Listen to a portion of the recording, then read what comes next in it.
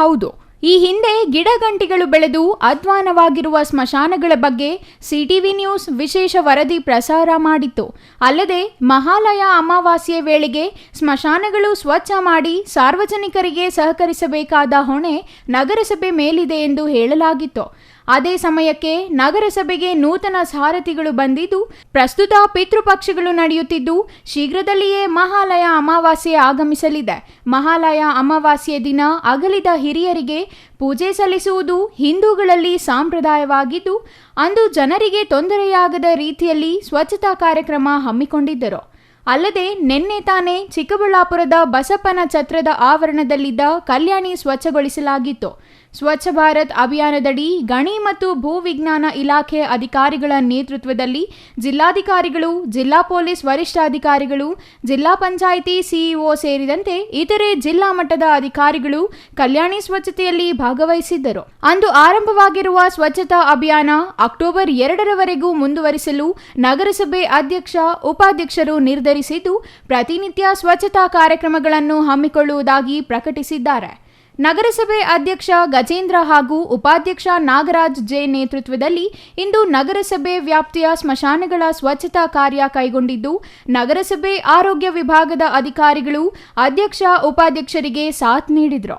ನಗರಸಭೆ ಅಧ್ಯಕ್ಷ, ಉಪಾಧ್ಯಕ್ಷರು ಮೊದಲಿಗೆ ನಗರದ ನಿಮ್ಮಾಕುಲಕುಂಟೆಯ 2 ಸ್ಮಶಾನಗಳಿಗೆ ಭೇಟಿ ನೀಡಿ ಪರಿಶೀಲನೆ ನಡೆಸುವ ಜೊತೆಗೆ ಜೆಸಿಬಿಗಳ ಮೂಲಕ ಸ್ಮಶಾನ ಸ್ವಚ್ಛತೆಗೆ ಚಾಲನೆ ನೀಡಿದರು. ಇನ್ನು ನಂತರ ಸೂಲಾಲಪ್ಪನ ದಿನ್ನೆಯಲ್ಲಿರುವ ಸ್ಮಶಾನಕ್ಕೆ ಭೇಟಿ ನೀಡಿ ಸ್ವಚ್ಛತಾ ಕಾರ್ಯ ಕೈಗೊಳ್ಳಲಾಯಿತು.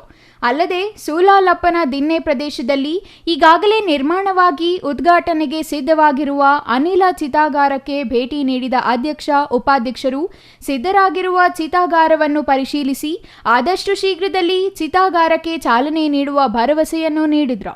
ಇನ್ನು ನಗರದ ಸ್ಮಶಾನಗಳಲ್ಲಿ ಜಾಗದ ಕೊರತೆಯಾಗಿರುವ ಬಗ್ಗೆ ಈಗಾಗಲೇ ದೂರುಗಳು ಬಂದಿದ್ದು, ಈ ಸಂಕಷ್ಟವನ್ನು ಪರಿಹರಿಸಲು ಅನಿಲ ಚಿತಾಗಾರ ಚಾಲನೆಗೊಂಡರೆ ಸಹಕಾರಿಯಾಗಲಿದೆ ಎಂದು ಇದೇ ವೇಳೆ ಅಧ್ಯಕ್ಷ, ಉಪಾಧ್ಯಕ್ಷರು ತಿಳಿಸಿದರು. ನಂತರ ನಗರದ 22ನೇ ವಾರ್ಡಿನ ನಕ್ಕಲಕುಂಟೆಯ ಸ್ಮಶಾನಕ್ಕೆ ಭೇಟಿ ನೀಡಿ ಸ್ವಚ್ಛತಾ ಕಾರ್ಯ ಚಾಲನೆ ನೀಡಿದರು. ಅಲ್ಲಿಂದ ವಾಪಸಂದ್ರದಲ್ಲಿರುವ 2 ಸ್ಮಶಾನಗಳಿಗೆ ಭೇಟಿ ನೀಡಿ 2 ಸ್ಮಶಾನಗಳ ಸ್ವಚ್ಛತೆಗೆ ಮುಂದಾದರು.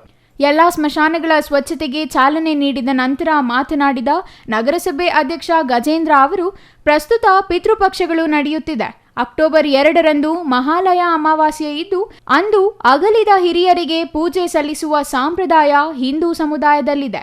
ಹಾಗಾಗಿ ಜನರಿಗೆ ಸ್ಮಶಾನಗಳಲ್ಲಿ ಅಸ್ವಚ್ಛತೆ ಕಾಡಿದರೆ ಸಮಸ್ಯೆ ಆಗಲಿದೆ ಎಂಬ ಉದ್ದೇಶದಿಂದ ಸ್ವಚ್ಛತೆ ಕೈಗೊಳ್ಳಲಾಗಿದೆ ಎಂದು ತಿಳಿಸಿದರು.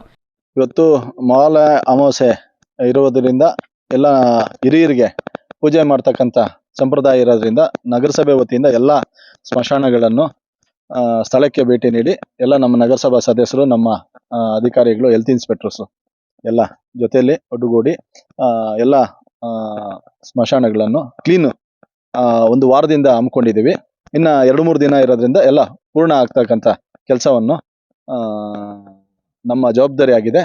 ಇದು ಅಮಾವಾಸ್ಯೆ ಇರೋದ್ರಿಂದ ಒಂದು ದಿನಕ್ಕೆ ಸೀಮಿತ ಆಗಬಾರ್ದು, ವರ್ಷ ಪೂರ್ತಿನೂ ನಾವು ಇದೇ ರೀತಿ ಸಕ್ರಿಯವಾಗಿ ಎಲ್ಲ ನಮ್ಮ ಸದಸ್ಯರುಗಳು ಮತ್ತೆ ನಮ್ಮ ಸಿಬ್ಬಂದಿಯಿಂದ ನಾವು ಈ ಕಾರ್ಯವನ್ನು ಹಮ್ಮಿಕೊಳ್ತಾ ಇದ್ದೀವಿ.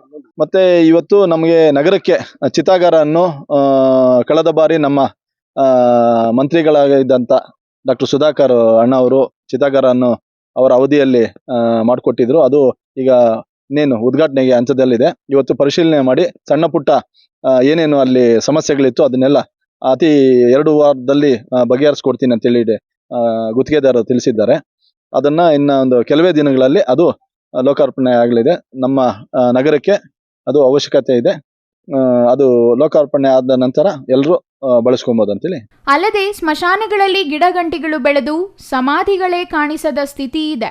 ಇದರಿಂದ ಜನರಿಗೆ ತೊಂದರೆಯಾಗಲಿದ್ದು, ಜನರಿಗೆ ತೊಂದರೆ ತಪ್ಪಿಸಲು ಸ್ವಚ್ಛತಾ ಕಾರ್ಯ ನಡೆಸುತ್ತಿರುವುದಾಗಿ ಉಪಾಧ್ಯಕ್ಷ ನಾಗರಾಜ್ ಜೆ ತಿಳಿಸಿದರು. ಜಾತಿ, ಧರ್ಮ ಇವೆಲ್ಲವನ್ನು ಮೆಟ್ಟ ನಿಂತ ಜಾಗನೇ ಸ್ಮಶಾನ.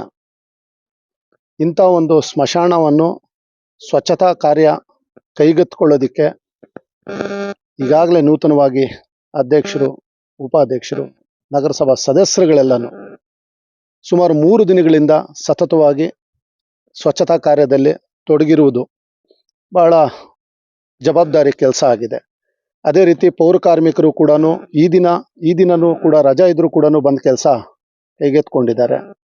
ಅದೂ ಒಳ್ಳೆ ಕೆಲಸ. ಯಾಕಂತ ಹೇಳಿದ್ರೆ ಮಹಾಲಯ ಅಮಾವಾಸ್ಯೆ ಇನ್ನೇನು ಹತ್ತಿರದಲ್ಲಿರೋದ್ರಿಂದ ನಮ್ಮ ಕೆಲಸ ಇದು ನಿರಂತರವಾಗಿ ನಡಿಬೇಕು ಅಂತೇಳಿ ಈ ಕೆಲಸವನ್ನು ಕೈಗೆತ್ಕೊಂಡಿದ್ದೀವಿ. ಅದೇ ರೀತಿ ಮನುಷ್ಯ ಎಷ್ಟೇ ಬದುಕಿದ್ರೂ ಕೂಡ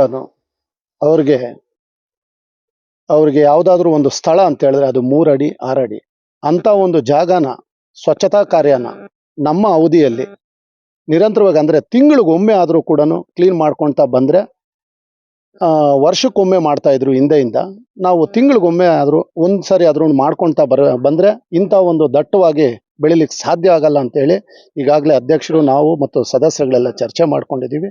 ಈ ಕೆಲಸ ನಿರಂತರವಾಗಿ ಮಾಡ್ತಾ ಇರ್ತೀವಿ. ಅಗಲಿದ ಹಿರಿಯರಿಗೆ ಪೂಜೆಯ ಮೂಲಕ ಗೌರವ ಸಲ್ಲಿಸುವುದು ಪ್ರತಿಯೊಬ್ಬ ಹಿಂದೂಗಳ ನಂಬಿಕೆ. ಹಾಗಾಗಿ ಜನರಿಗೆ ಅನುಕೂಲ ಮಾಡುವುದು ನಗರಸಭೆ ಜವಾಬ್ದಾರಿಯಾಗಿದೆ.